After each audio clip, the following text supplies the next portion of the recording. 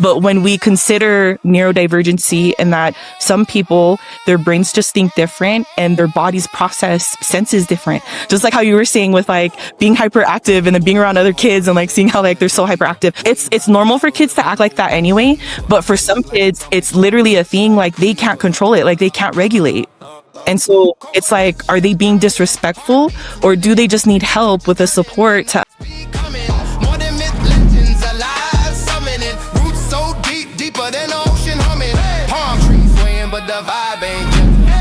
archipelago sharp as a stencil, like volcanoes, magma in the temple, hype crew yelling, the sound monumental. Pulse of Polynesia, feel the rhythm, hear the roll. Pulse of Polynesia. On the subject of mental illness, I do think it's important to help viewers understand that there is a difference between mental illness and something that is called neurodivergency. And so what neurodivergency is if we look at the average brain, right? So studies have shown like doctors will take brains and they study them and they study how they're created and the process of the chemicals that happen and how they absorb information and how it controls the body and all that stuff, right? And so the average brain thinks and processes information a certain way. And so people who have the average brain, they'll be known as a typical thinker or like a neurotypical. Whereas neurodivergency, so divergence means different and neuro means the brain, right? Or how you think. And so neurodivergency is addressing the brains that don't think the same or process information the same way that a typical thinker would. And so what this looks like, these would be people considered diagnoses that we know that are like autism and ADHD and bipolar disorder and Tourette's and things like that. And so there's a very big difference between neurodivergence and mental illness, because neurodivergence, it's just the way that your brain was created and how it processes information. But mental illness is there is something wrong with your brain and the chemicals and the way that things are happening inside of you. And neurodivergence, you can't change. But mental illness, there are supports and solutions to help resolve mental illness and to improve it.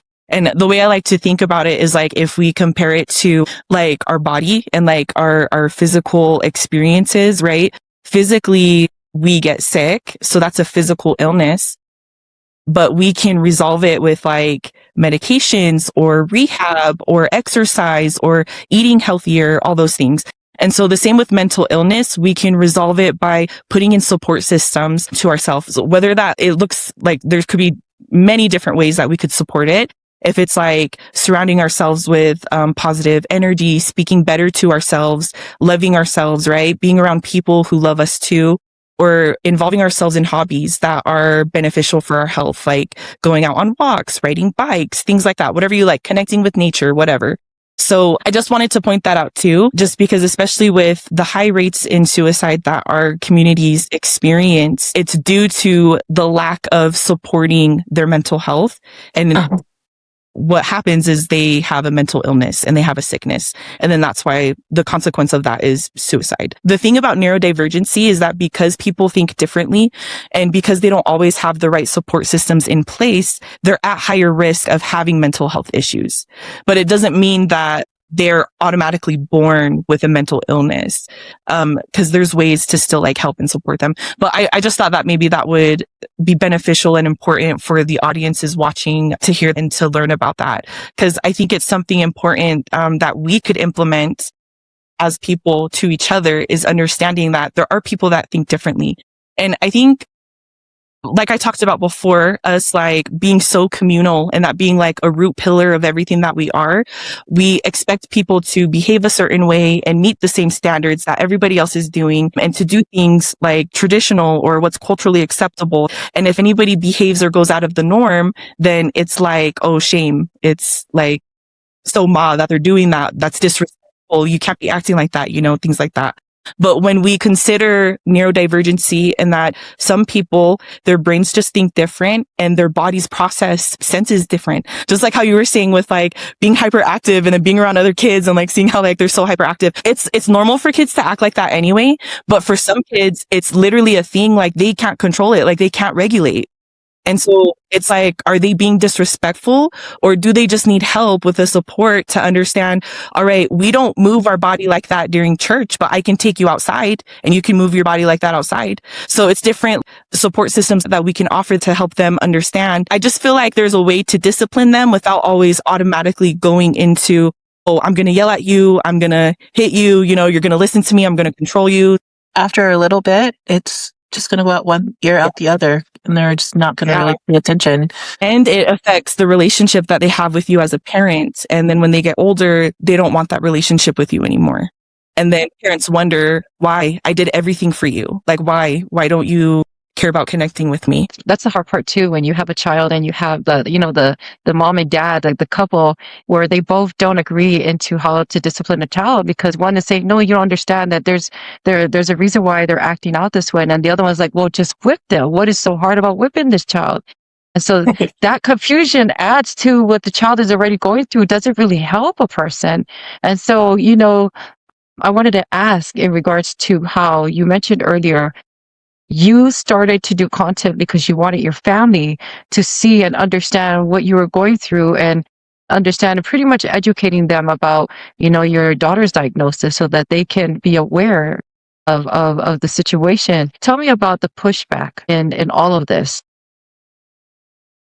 Yeah, the pushback has been very difficult. I think, okay, well, I have a very long story to tell you guys. So I hope you get yourselves comfortable. So speaking about TikTok, right? So I think at first it was really hard because there was a first pushback from my family. And then them just feeling like, oh my gosh, you're exposing us and you're going against everything that we've ever taught you.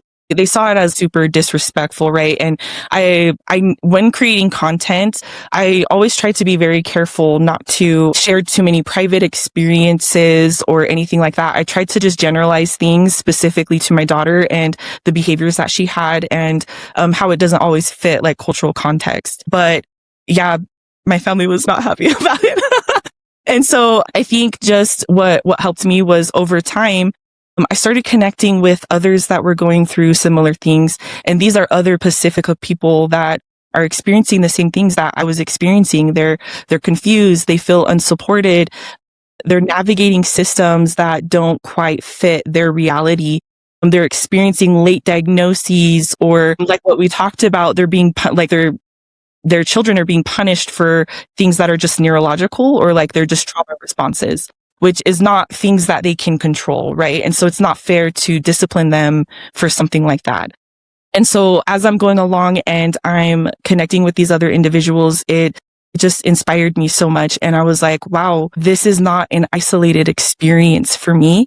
I started recognizing this is a pattern that is happening in multiple families across multiple communities. And it's not just here in America. I was connecting with people internationally, people from New Zealand, there's also people from other islands that are reaching out to me, from the Polynesian islands and the Micronesian islands, and they're explaining experiences that they've had that are so similar. And I'm just like, wow. And so I think that triggered me to want to do more research on data. Like, what does the data look like for people? And why is this never talked about? Because like I mentioned, like for me growing up, I never knew about any of this stuff. My parents never taught me any of this. The only things that I learned were from my own experiences and my own education. And so then as I'm digging into the research, I'm finding our people have high rates of suicide. This is not an American thing. This is global. This is all across the board.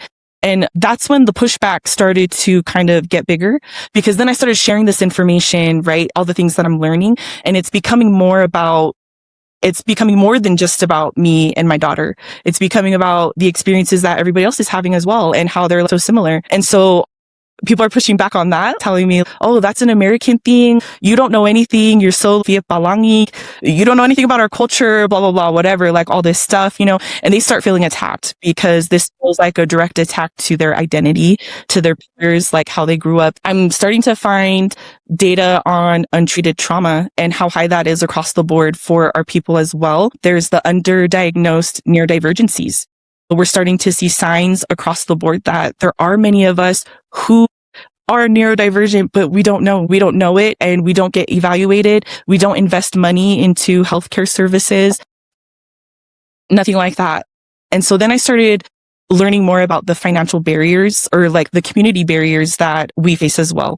And so the community barriers are things like the financial aspect. So for one, our people don't want to invest money, but then for two, majority of us live in high poverty situations. And so it's also like we just can't afford to pay for healthcare.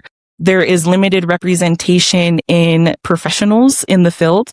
And so that's also causing a lack of us being educated on these topics, because there's not very many people who understand us culturally and then can also teach us about the clinical or medical knowledge that is out there on mental health, right? And then there's also limited access to research. So there's not really a lot of data being done specifically on our people. And when it comes to systems that do collect data, a lot of times we are grouped with Asian communities. So we love our Asian brothers and sisters, right? They have a lot of experiences that are very similar to ours, but there's also a lot of pushback on being grouped with them from different communities, just because if we look at the Asian population, they're huge, right? They're one of the biggest populations in the whole world. And so we're being grouped with them. We're one of the smallest populations in the whole world. And so it's like, we don't have accurate data that represents us. And we don't really have our foot in the door with being recognized in these systems like worldwide. And so then that affects us having limited access to campaigns and education, right? Different initiatives, especially out on the islands. And it's not to say that people are not working on this. We do see a lot of our people reaching excellence, right? So there are people in our communities that are becoming doctors, and they're becoming therapists, and they're doing nursing, and they're doing all these other things too. Like they're working in real estate, and they're being lawyers, and they're amazing. Like they're doing amazing things. But then that's why there's a gap for us and for our people, because they're doing amazing things, and maybe they are contributing to research and the work, but it's only on the clinical side. And it's only the medical side. And then when we look at our communities, we're seeing that our communities are experiencing something totally different compared to what the systems see in the data, right? So the data, or the medical systems and the clinical systems are showing us there's education, there's services available, there's resources. But in the community area, it's like, well, we're facing all these barriers, like we can't even access that stuff. And then we also we're not even educated on it. So our lived experiences are a lack of support, a lack of representation, high mental health issues, high suicide rates, right? And so we have a portion in our community where, we're really strong on Indigenous practices, but we do not acknowledge the clinical and medical knowledge that is out there. And so there's a gap between the two, right? And the thing is that with our people reaching excellence, even though they're doing work, there's not many resources or organizations that are helping to connect the two, where our communities can acknowledge the clinical and medical knowledge, but then also systems can acknowledge our people and who we are and our Indigenous practices, and how we can have mental health supports that don't take away from our own lived experiences. Anyway, so it was a lot, right? I'm learning all this stuff and I'm just so mind blown. This is too big to ignore. It's just so much, and it just becomes personal to me, because not only of my own lived experience with my daughter, but me having this deep connection to my roots and to wanting to do something about it, and to not just sit back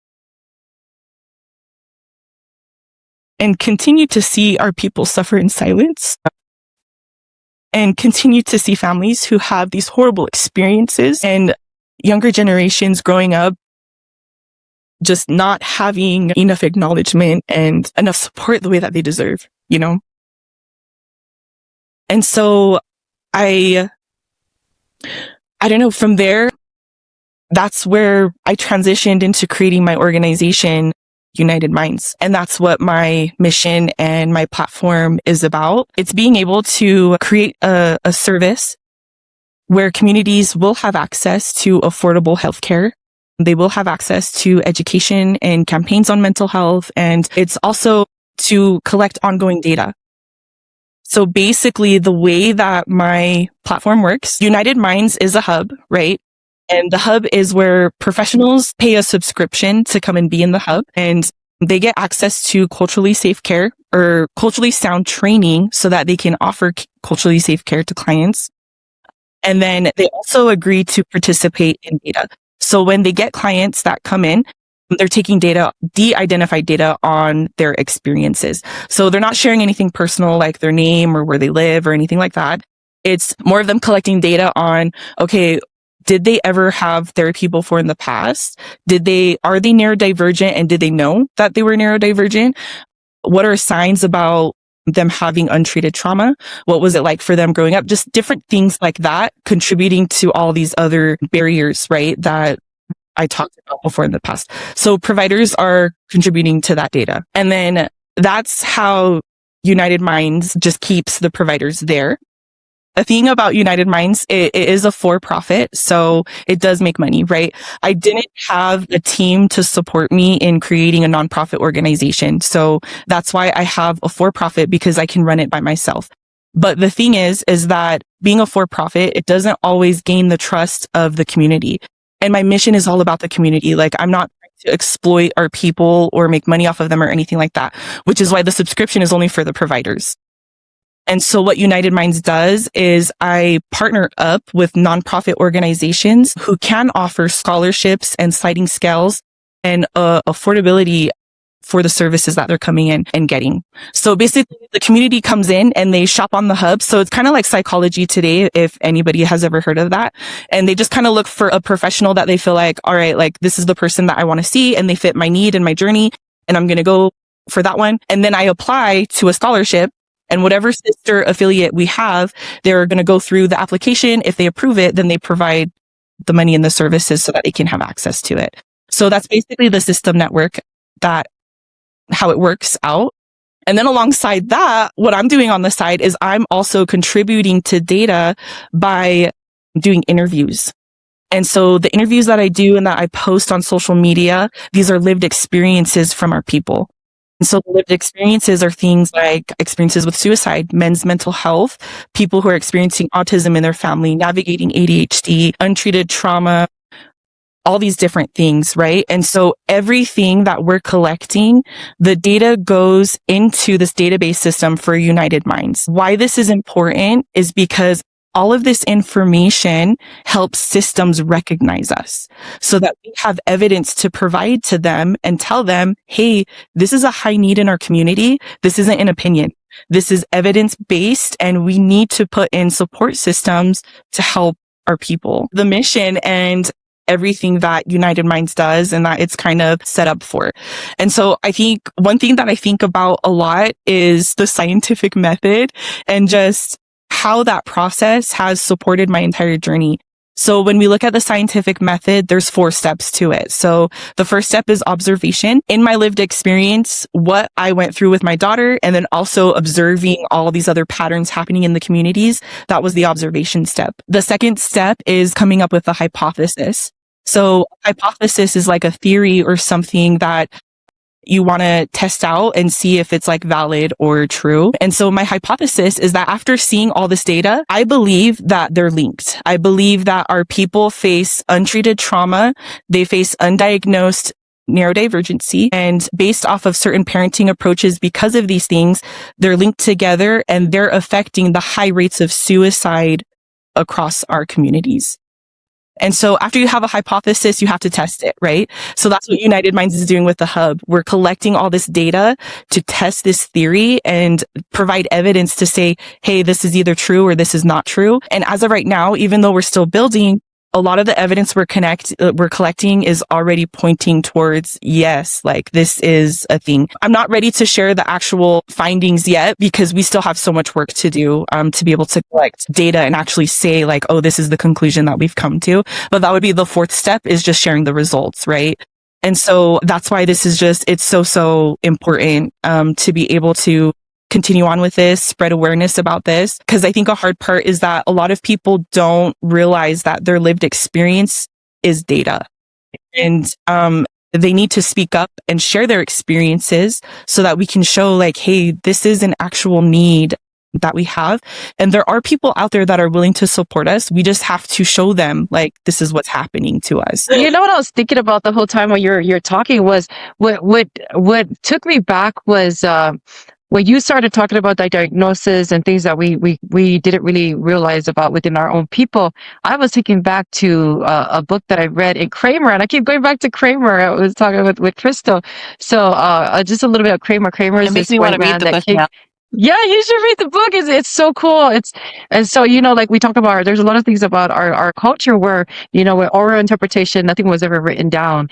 And so we have in Kramer's book a lot of stories about our people, and he wrote down stories that were shared from, those that he had interviewed, similar to what you're doing with United Minds is interviewing different people and talking about, but this time they're talking about the eternal part of within themselves, whereas as in Kramer, they're talking about the overall, the surface level, the tribes and so and so. But one thing that stood out to me was when they talked about the missionaries that came to Samoa, and there was just wars going on with one tribe and another, and people are just killing each other like it's like they're going out there to kill chicken to eat for dinner that night. And it was like no emotional connection.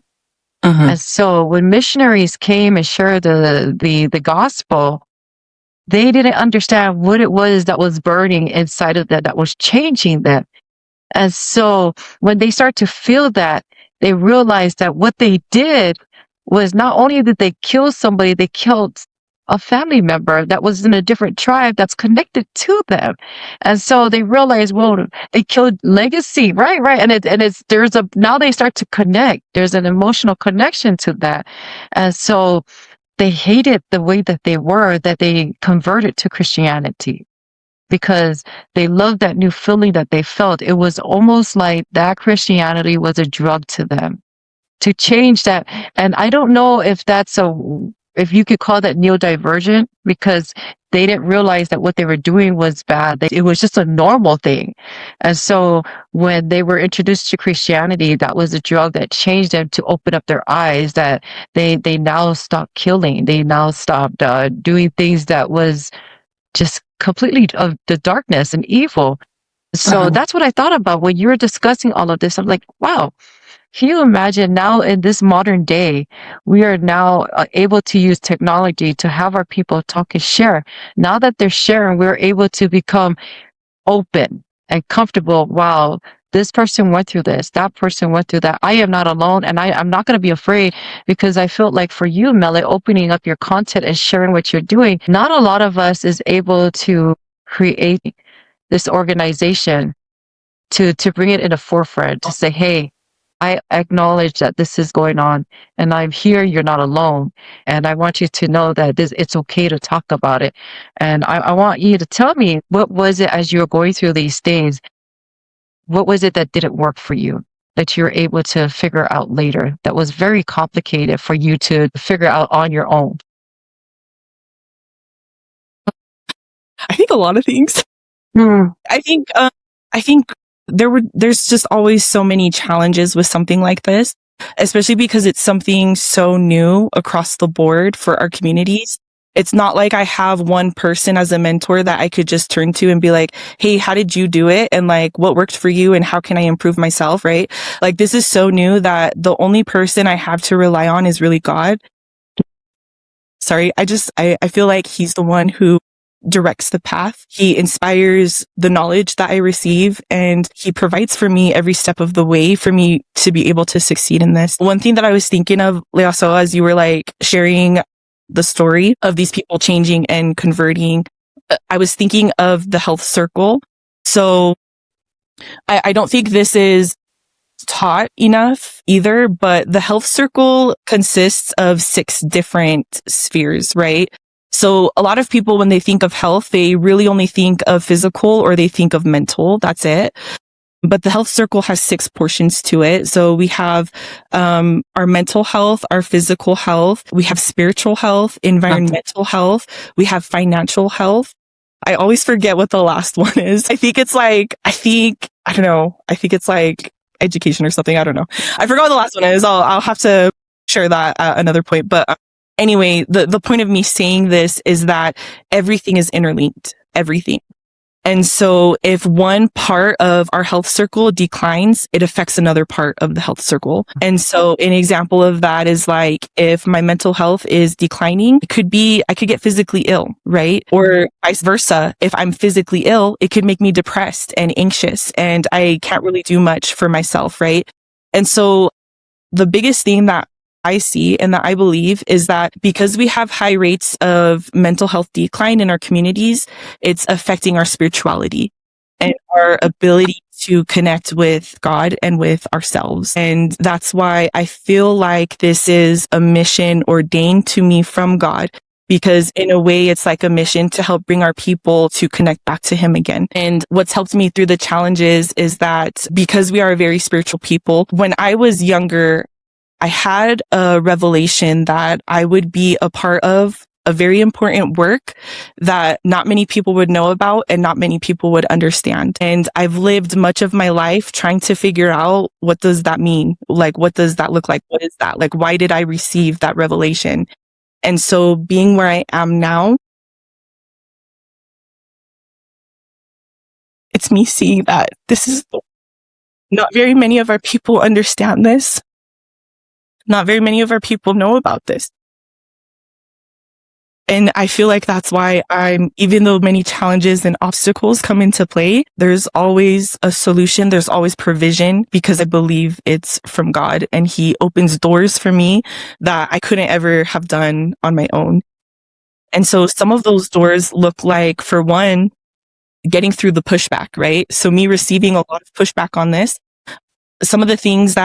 a lot of the things that I will hear, like I mentioned before, people want to discredit my credibility. Like, you're not a professional, you don't have a degree, you don't know the culture, you're American, you're this, you're that, you're speaking from opinion, your own experience, all that stuff, right? And so over time, it's me learning and remembering, like, this mission is more than the petty comments. And so when I reply or when I respond, it's me coming from a place of trying to stay respectful and trying to understand people making those comments. They're not in a place to receive this knowledge yet. And everybody's journey looks different, right? And it's going to take a lot of work for our people to get to a place where they are open and they are willing to learn and they do want to make changes. But it's expected to get pushback because this is new for many of us. And it's uncomfortable because it challenges what's normal and what they've grown up with to be acceptable. So then it feels like it's an attack on them. You're saying all this stuff, then that means that I didn't have a healthy childhood. My parents didn't love me, all this stuff, right? And like, that's just a normal thing to start to wonder and to start to question.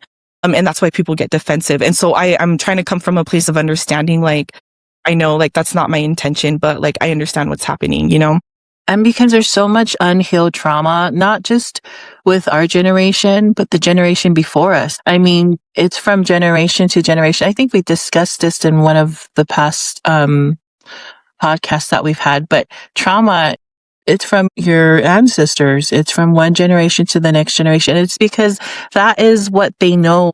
It's not that, it's not that it's their fault that the reasons why they repeat the same trauma.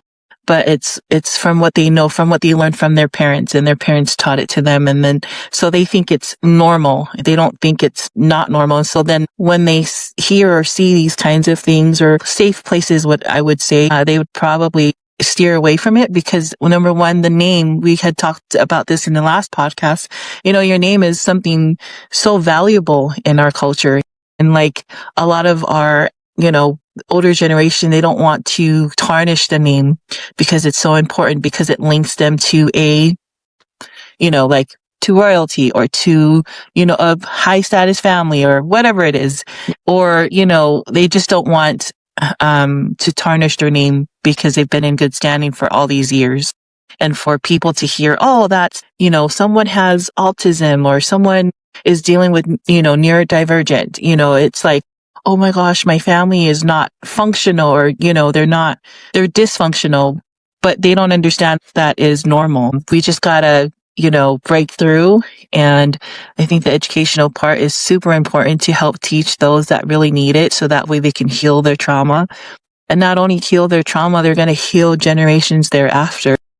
I really feel like this generation, our generation, the next generation thereafter, are really going to start to heal the trauma from the past. And I feel like this is what's needed for the people and for them to hear this, because I'm pretty sure there's somebody, like it said, people are messaging you from all over the world and saying, this is new to me. This is something familiar in our family. We need your help. And, that's good news for you. That's really good news, because even if you don't have a degree, it's not anything to where you need it.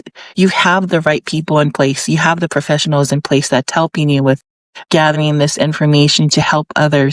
And it's because of your situation and what you've gone through is why you're so passionate about, what you're doing. And so I just want to say thank you. Thank you for doing this for not just only our Polynesian people, but for people around the world that really need to hear this and to not feel like ashamed and feel like a sense of normalcy in their livelihood, and that they can express themselves, because a lot of the times we cannot express ourselves in our families. At least with me, I couldn't really express myself with my mom. We didn't have that kind of relationship. And so it was until later on is when I could really tell her things. But before, it was just like, do what I say whenever I say, and that's just how it is. And so, I love that, what you just expressed. Thank you so much for sharing that. And I wanted to also recognize that with the pushback, our people are very critical. And so it's, even though the work is good, there's always going to be like, what can I see to find out about this person and discredit her from the good work that she does. And there are so many successful people, scientists, that are just so many different genres that they're in. And we look back at the farmers. You go back to the island and you bring all these scientists that come over there and talk about, no, you're not supposed to plant it that way. But then the farmer that's been doing this since they were little could tell you, just by looking up to the sky, tasting the air and feeling the soil and say, no, this is the spot. I know this because I've done this for so long. If you get your hands dirty, you will understand it very well, how it works, how it feels, smell, taste, everything. Versus someone whose head is in the book all day and haven't touched the soil. There's a big difference. And so I always say that too, like, my kids and everyone else that I talk to, I can be very book smart, but when I apply that into my work, it means nothing until I learn years and years and years later of going through understanding accounting that, oh, wow, this is way different from textbook. It's the fundamentals I've learned in elementary and all that stuff in high school. And then coming to the work field, it was my way to get in the door into this field. I didn't understand anything. I had to learn from the beginning of what it meant. And so getting myself dirty and understanding the aspects of accounting, and that's no different from the work that you do. And so when people discredit or try to discredit you for what you're trying to accomplish, they're not open-minded to see the work and the value that you put out there for people. And so I wanted to ask you in regards to Pulse of Polynesia.